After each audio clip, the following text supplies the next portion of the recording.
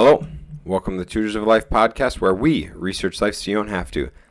Episode 271, 273. 273. This is your host, Shaun Tutor. And this is Sam. And this is a Tutor episode where we try to teach you something new. Nice. Did you know you're supposed to breathe with your stomach, not your shoulders?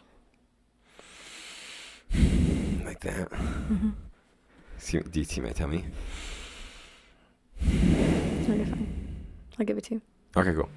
I'm reading a book and they're talking about meditation in it, and they talk about how a lot of westernized countries, they teach us to breathe with like our shoulders and our like upper body instead of breathing with our stomachs. Do you know you ever listen to Chris Duffin, No. mad scientist Chris Duffin? Every once in a while.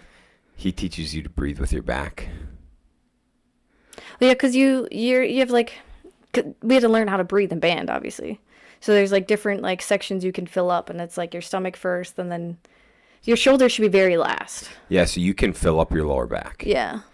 So like when you, I never knew that, so I'd always just get like a big belly, and then I started listening to Chris, and he was talking about how like as you breathe in, focus your breath on like going out to your back, and you can feel your back start to fill out, and it braces your whole core. That's one thing that really bothered me watching the powerlifters for the longest time, is because they would all breathe and go. Oh yeah. And I'm like, that's not doing you anything. No, you're not getting a good breath there, dog. Yeah, no, stupid. Yeah, it bothered me. Anyways, little tip on breathing: breathe with your stomach and your back. Yeah, because there's like 4 chambers. There's like 4 sections you can fill out. I think it's your stomach, your chest, your back, and then your like shoulders are last. I also learned in jiu-jitsu, you're supposed to like be nice and calm, breathing, whatever.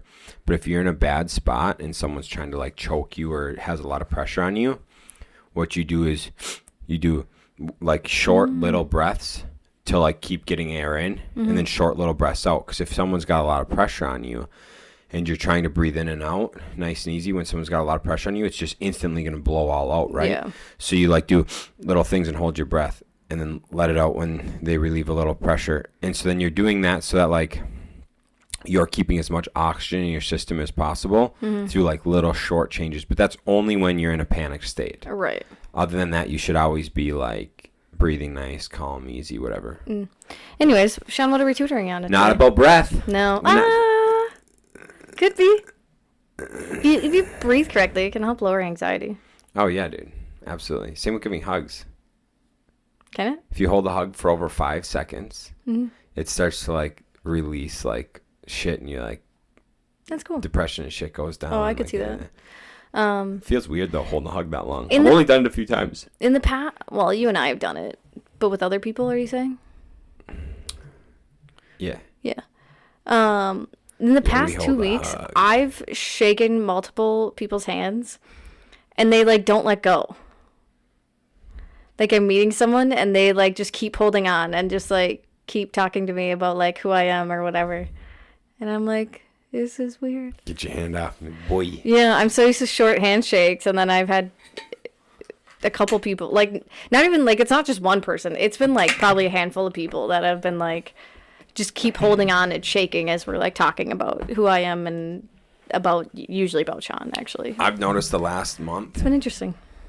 or the last, couple weeks actually, people shaking hands less like a hand like this and more like a pistol shot up.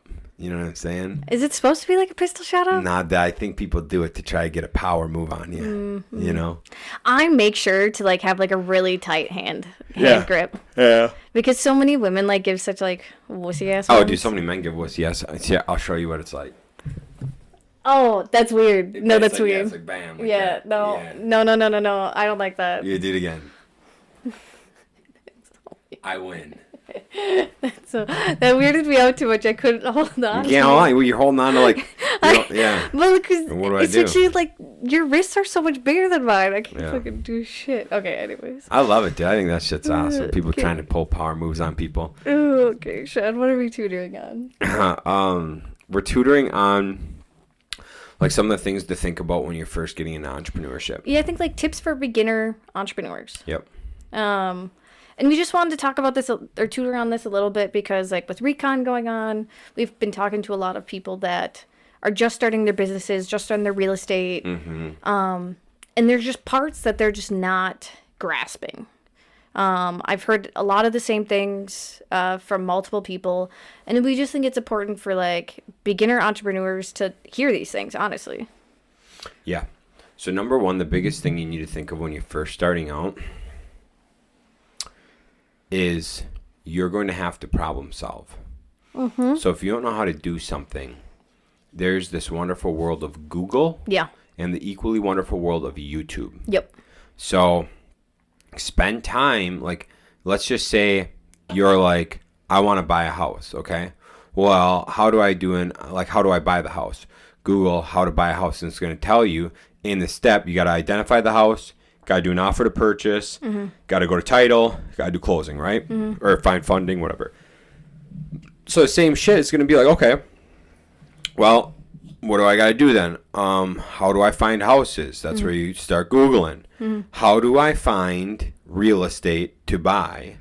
And probably fucking Zillow is going to pop up in this stuff. But you can probably find some investors talking about how to buy real estate. And they'll go through different ways of, like, different platforms to use to look up houses and all this shit. Different marketing things. Different marketing, yeah, all that. Next one is, like, write an offer. Okay, how do I write an offer? How to write an offer in Wisconsin. Boom, WB11. How do I fill out a WB11? You can watch a YouTube video on it. A YouTube video walks you through exactly how to fill out a WB11. Yeah. And so, like, just if you're doing something, just start researching it. We have endless amounts of things. You can just start researching and learning. Okay? And it's very, very important to do this because in business, you need to be a problem solver. And you always need to be learning. Like, those two things, problem solving, learning, and executing. Executing. Like, those three things are business. That's, like, getting... And so then what I was going to say, the next thing is find somebody that's already done it. Okay? Networking group. Like, for us, Wisco RIA, things like that. Just get in a networking group, okay? Honestly, you can go on Facebook and just search real estate, and you'll probably find groups in your city. If it's real estate. I guess if it's a different business, I'm sure you could search that in Facebook, and you'll find groups for it. Well, you can find carpenters in Eau Claire. Yeah. You can find, construction guys in Eau Claire. That's completely random. I'm not going to bring it up. Go ahead. You want to bring it up? There was a... someone was asking a question on Reddit, and it was for a company, for a business. Like, I don't know if it was Radio Shack, but something similar to it. Dude, does Radio Shack still exist? I think there's some. I think. But it was like a Reddit page for, like, this company's employees to bitch and complain about whatever. And someone asked this question about, I feel like I was looking up stuff for the Canon printer, so I don't know. It had to be something technology related to the store. So someone was asking this question, and, like, literally people on this subreddit are, like, chewing this person out. Like, obviously you didn't read what this group is for. Get off of this page. Like, you're on the wrong page. It was really funny. That's great. But anyway, so yes, you can find a group for pretty much anything. And part of finding a group is finding a mentor, someone who's already done it, right? I'm going to tell you right now, most mentors are not going to want to be your mentor if they do not see you doing shit. If all you're doing is asking questions and never doing anything, they're going to be like, I've got no time to fucking waste on you. So you have to show that you're resourceful and willing to work. Yeah. The reason why we bring this up is because at Recon, I had multiple people leave comments like, I wanted more of a how-to do this. How to wholesale, how to flip, how to do this. And it's just like, you are wasting that mentor's talent by having them explain to you baby step how to do something. 100%. You know exactly reason why. You can go to the local meeting and watch someone talk on how to wholesale. You could go on YouTube. Dude, if you go on YouTube, there's endless amount of content of investor after investor after investor after investor telling you how to wholesale. And a lot of them, you can get their wholesale paperwork for a low price or for free. And so it's like, don't waste someone's time on a fucking how-to when you could go get that education on your own. And then when you're there listening, you can take a lot more of the bigger shit out of it than just like, I need how-to. We had one of the speakers. He came in and talked about storage units and pretty much like broke it down, what everything like he had to do for it. So like the concrete, the steel, he had to put in a retaining pond. Yep.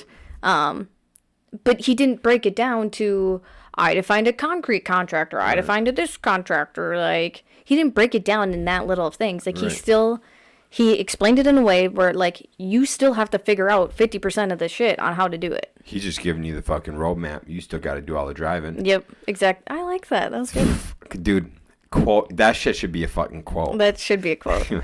I'll post that tomorrow. Yeah, that's beautiful.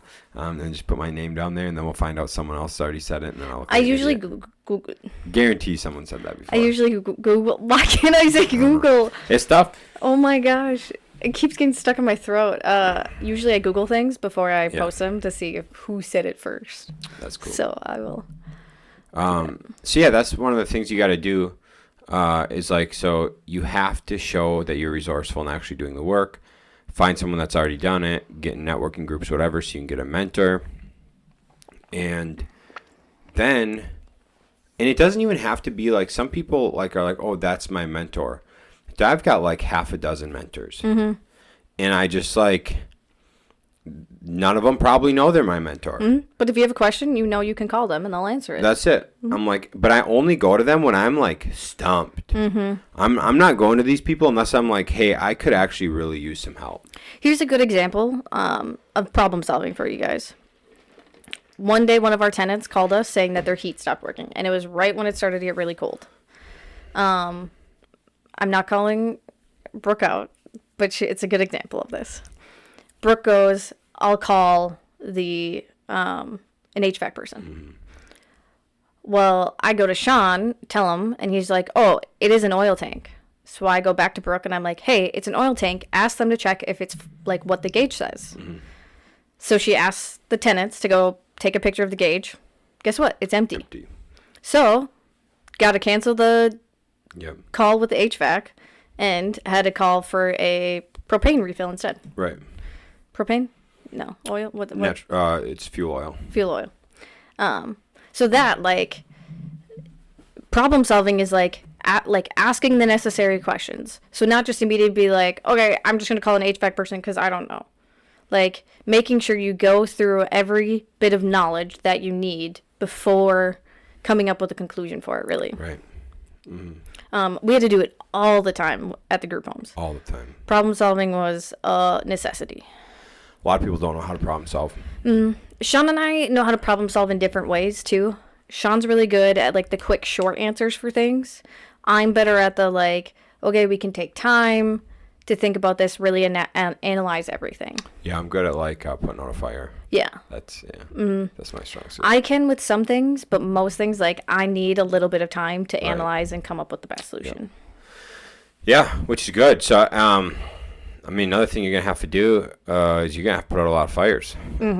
But that's down the road. So the biggest thing starting out, then, boom, boom. Don't ask for how-tos, obviously. Yeah, don't ask for how-tos. Figure it out yourself. Get a mentor. Do the work, which we don't have to hit on that. It's just the fact of you have to do the motherfucking work. Surround yourself with other like-minded people. Cut all. You don't have to cut all, but cut a lot of the negativity, a lot of the wasted people in your lives. I'm going to tell you this right now. When I started out in business, I was 21. All my friends were drinking. Shaun was a little baby. People were hitting me up. I guess I turned 22 once the business like actually started rolling. So I was 22 when the business actually started rolling. I had so many friends, most weekends, hit me up. Yo, let's drink. Let's go out. Let's go out. No, I can't do it. I'm working. Can't do it. I'm working. Can't do it. I'm working. and it's really tough and hard to start out because for like 6 months, you got nothing but your friends hitting you up to let's go. After a year, I only heard from those people like once a year after that. Mm-hmm. They all fizzled away because they knew if they hit me up, they're getting a no because I got to do my shit. And it's very big to make those sacrifices. And I look back, many of those people that were hitting me up to go out and party, go out and drink, what do you think they're doing right now? Still partying and drinking and working their 9-to-5 job and being miserable? Yeah. So you think I actually want to be hanging out with those people nowadays? No. No. Will I say hi? We're still friends, Absolutely. But I'm not polluting my mind with that shit. Mm-mm. It's bad to pollute your mind with that kind of shit. Yeah.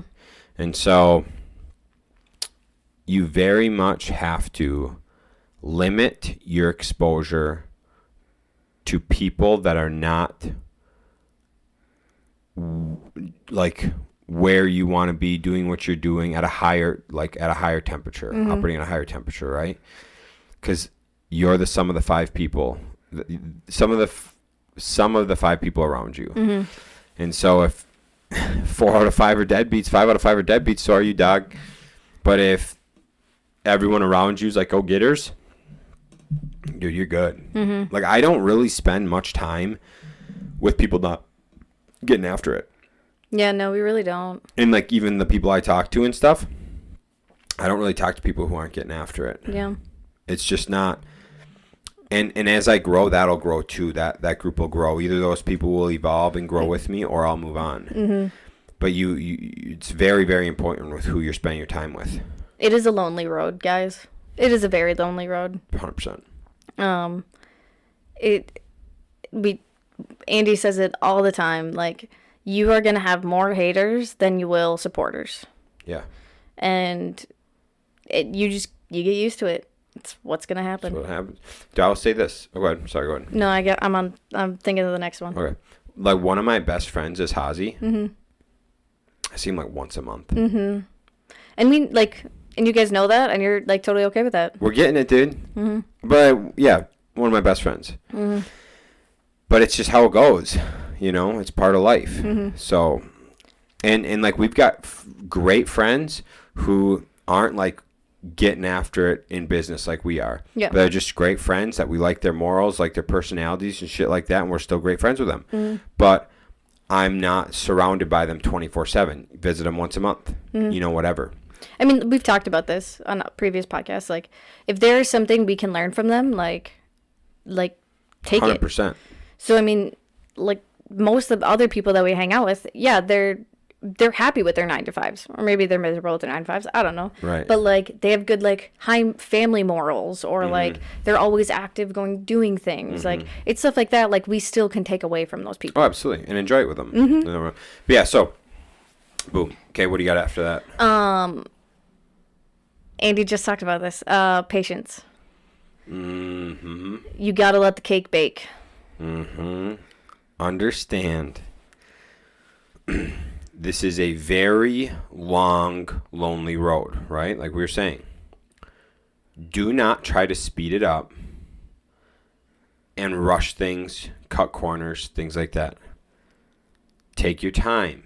Don't look in the fact of like, I'm going to make all this money in a year. Mm-hmm. Like in 1 year, I'm going to make this money. No. Look at 10 years. Look at 20 years. Look at 50 years. Look at like what you're doing for your children even. Mm-hmm. No. Stop. Okay. I think we're good. So what that means is like, look at where you're currently at. And if shit's like a struggle this month, this year, mm-hmm. just think, okay, I'm not getting the sales I want, or like the flow as the processes aren't as good as they want. Maybe my quality's not as high. Not a big deal. Look at the next 20 years. What can you be like? What will you be like? What can your business be like if you stick with this for 20 more years, what will your quality be in 20 years? Okay, you're in your first year of it. You're in your first year. My quality's not that good. Okay, but if you continue to do this for 20 years, what's your quality going to be like? Right. If you continue to do this shit for 20 years, what will you be able to charge for price? So much more. And so, like, accepting that it's a very long road and be very patient and let the cake bake. I think that's just so important because, like, he even talks about how people try to work 24 hours a day because they think if they work more, it'll get done faster. Like, it'll come sooner. And it's just like, no, that's not a reality. Like, you also have to take care of yourself too, because if you're not taking care of yourself, if you're fat and dirty, like, no one's gonna want to buy your product. No one's gonna want to talk to you. Right. So, like, you have to take your time and know that it's gonna be a long road. And it takes a lot of time to build brand and recognition. Like, I have seen big companies. I've came in after big companies that have a good name, and I'm like, oh, our work's better. Our quality's higher. But it does not matter. Do you know why it doesn't matter? Because no one knows your name. No one fucking knows us. So everyone knows them. And since they are known, they have a reputation that's good, their quality can be a little bit worse than ours. Because they have that recognition, that brand, people feel like they get a lot more value out of going with that company. If someone comes and buys from us, they don't get the same value because value's in the eye of the beholder, right? And so they're not going to get a lot out of our value as much as they are out of someone with a big name because they can say, oh, we had X, Y, and Z do this remodel. And they'll be like, oh, wow. Like, everyone knows they charge, a premium, whatever, and they're great with it. If they're like, oh, yeah, we had these guys do it, they'll be like, oh, that's cool. And it can look better, be better, all that shit. It doesn't matter because it's all about the perceived value. So. Yeah, I mean, you got to think, right? If someone came, let's say we had Andy Frisella on our podcast. Yeah.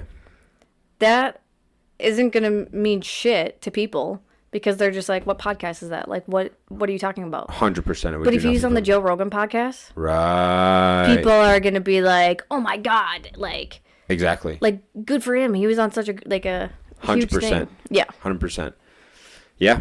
I love that. So, yeah, you got to, and it takes time to grow a brand. Like, yeah, sure, TikToks and Reels and stuff can explode randomly, but how many of those followers are you going to keep or retain? Right. You have to think about that. Which, can you go on the like the filter, what Hormozy was talking about this morning?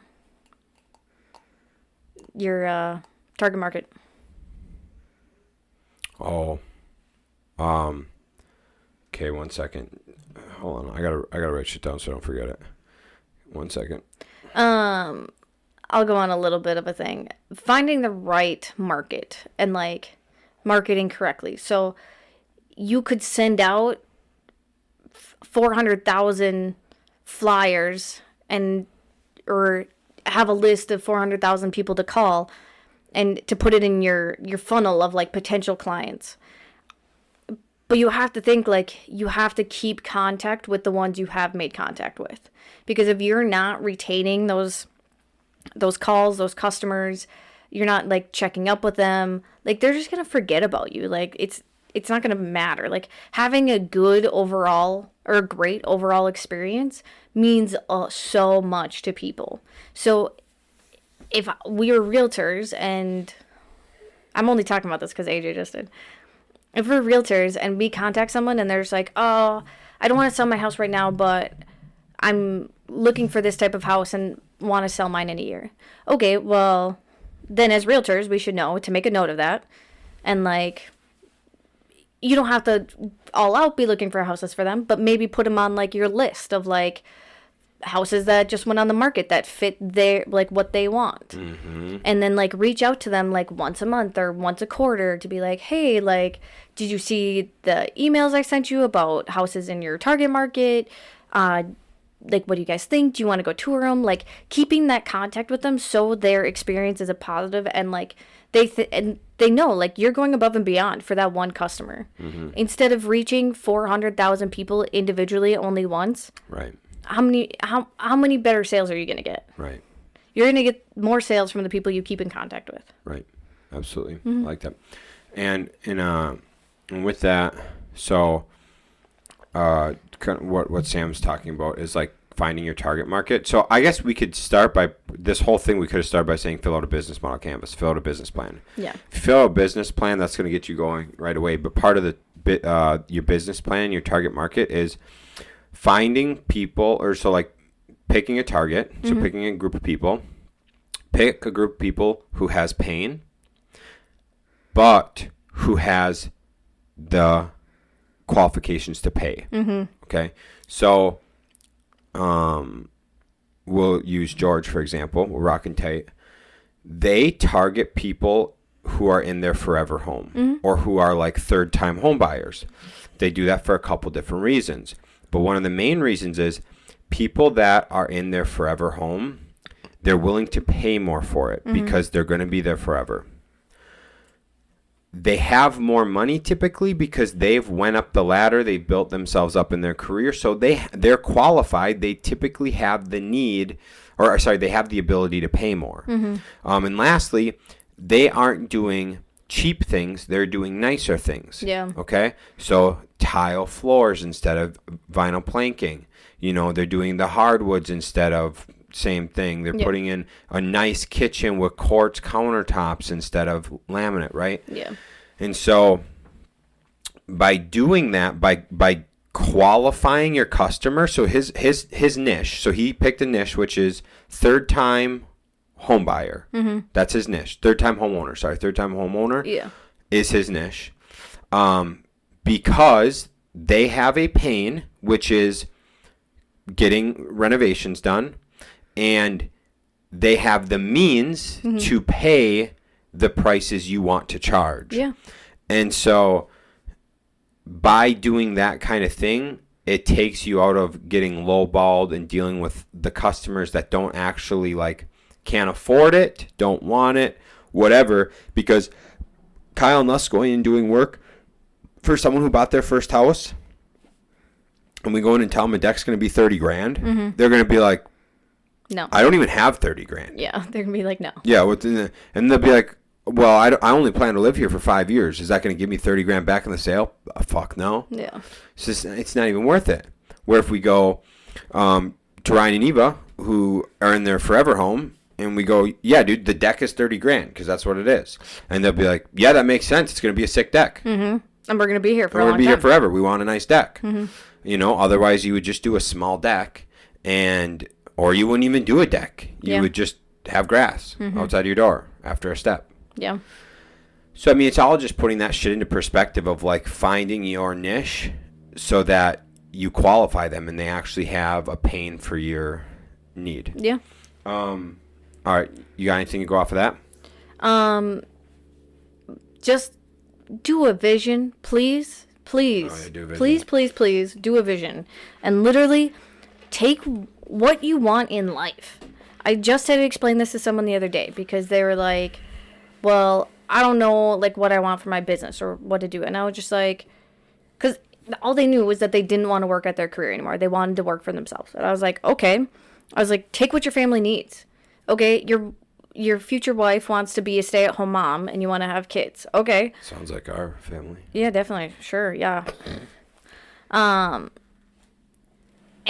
figure out what your expenses are. What are all of your expenses? Like, do you want to, like, also, I'm just going to use the example for the guy that I was talking to. Do you want to also, like, flip cars on the side?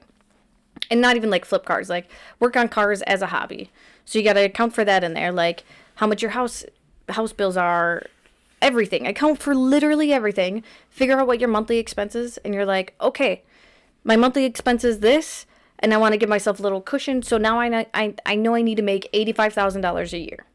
Okay, I can break that down to then figure out how much or how many projects you need in a month to make your monthly allowance that you need. Love it. So yes, you need to do a vision. You have to do a vision because if you don't do that, you're just going to guess what numbers you should be charging. And that could be way off market, way not on market. But like, just do the vision. All right, so here's the thing. So your first step you should take for sure is doing the vision. Second step is a business plan. Yes. Okay. And then fill in everything we've said from here on. Yeah. I'm going to fill in 2 last things before we pop out. Okay. Okay, ready? Yep. Always tell the truth. Yes, be honest. Be honest. Tell the truth. With telling the truth and being honest, fake it till you make it. Mm-hmm. People so very, like, dude, when Ryan and I got into the business, someone's like, where's your ISP? Oh, yeah. Ignorance is bliss, too, by the way. And we're just like, what's an ISP? Mm-hmm. And they're like, you're starting a group home and you don't know what an ISP is. Yep. No, yeah, we don't know what an ISP is. And they're just like, all right, we'll send you ours. And we're like, thank you so much. That'll be very helpful. And then they're like, what are you doing? Or like, they're like, how are you qualified? And we're like, here's the deal. We don't know what an ISP is, but you send it to us, and we'll forever have an ISP, and we'll do what you tell us to do. Mm-hmm. Like, we are willing to do anything to make this work. Mm-hmm. And so they're like, okay, they send us an ISP. We go into our first meeting. They're talking about stuff. They say shit we don't even know. And they're just like, you go with it? Absolutely. This whole time I'm scribbling notes, right? I'm like, yeah, we got this for sure. Yeah, we'll take this guy.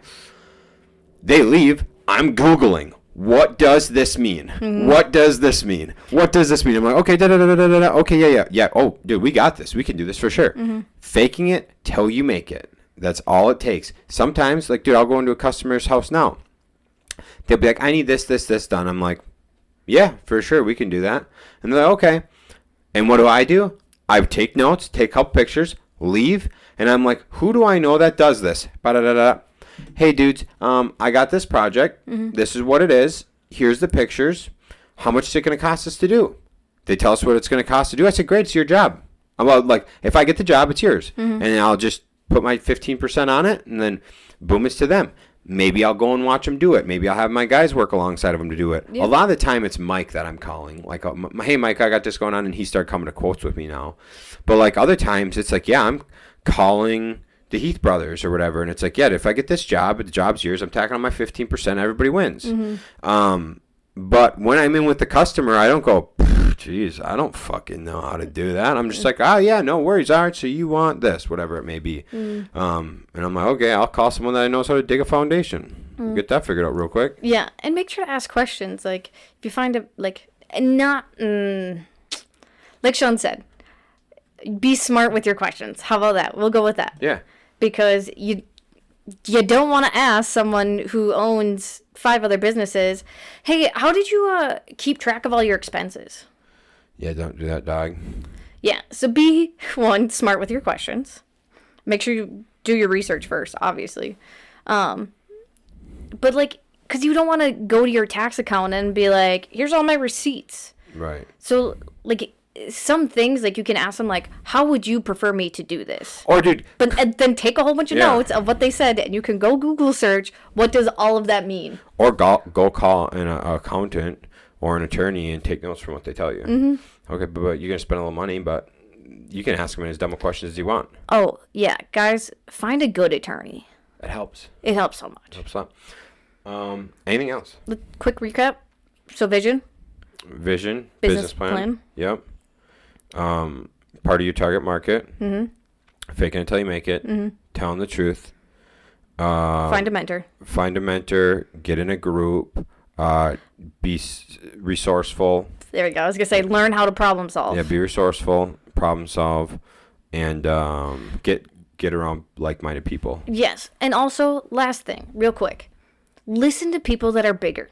Listen to people that are bigger than you, and don't just be like, they're so far ahead of me, like, I can't do whatever they're saying. It doesn't apply to me. Or they're in a different industry. Yeah. Doesn't matter. Does not matter. You can learn anything from people bigger than you. Yep. Andy Frisella does First Form, so he's in supplements. Yeah. You don't think Shaun and I don't learn shit from him in real estate? 1,000 things. An endless amount of things I learn. 100%. You don't think we don't learn anything from Brandon Turner and David Green, even though their real estate portfolios are so much bigger than ours? No, you can take all of those concepts and apply them to any small business. Absolutely. You just have to, like, think it through, have a positive mind about it, and just fucking do it. Love it. All right, gang. Just do it. Catch you later. See ya. Bye.